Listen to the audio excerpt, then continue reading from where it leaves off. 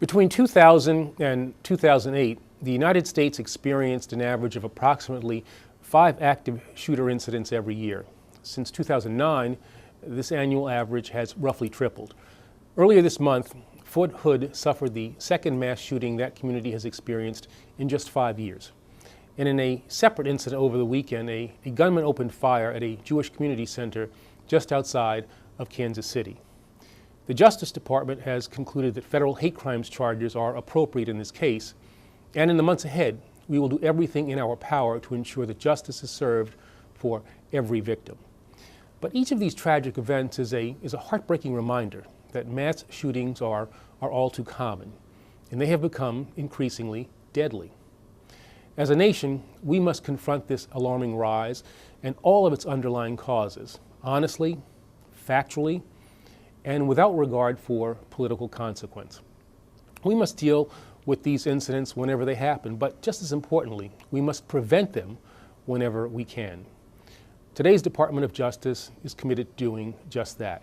We are more determined than ever to prevent mass shootings. The FBI's Behavioral Threat Assessment Center, which supports state, local, and campus safety stakeholders, has worked diligently to respond to a nearly 200% increase in requests for assistance in the last year, and to help detect and to mitigate potential active shooter situations. But we must also be prepared to respond quickly and effectively to active shooter incidents if and when they do occur. And in today's world, the first response must often be led not by SWAT teams or specialized police units, but by the very first patrol officers to arrive on the scene. And that's why all law enforcement officers must have the best equipment and the most up-to-date training to confront these situations, to stop active shooters in their tracks, to protect themselves, and to save innocent lives. Over the last decade, the Justice Department and the FBI have helped provide cutting-edge active shooter training to 50,000 frontline officers, more than 7,000 on-scene commanders, and over 3,000 local, state, and federal agency heads. This vital work must continue, but to provide training, we need adequate funding.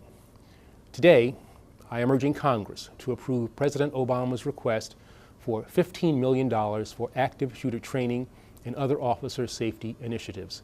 This critical funding would help the Justice Department ensure that America's police officers have the tools and the guidance that they need to effectively respond to active shooter incidents whenever and wherever they arise.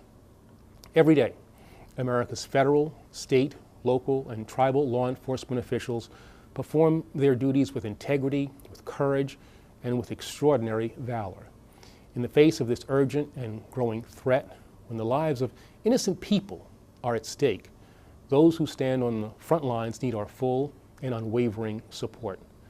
The safety of the American people demands it, and the men, women, and children whose lives are impacted by active shooters every year deserve nothing less.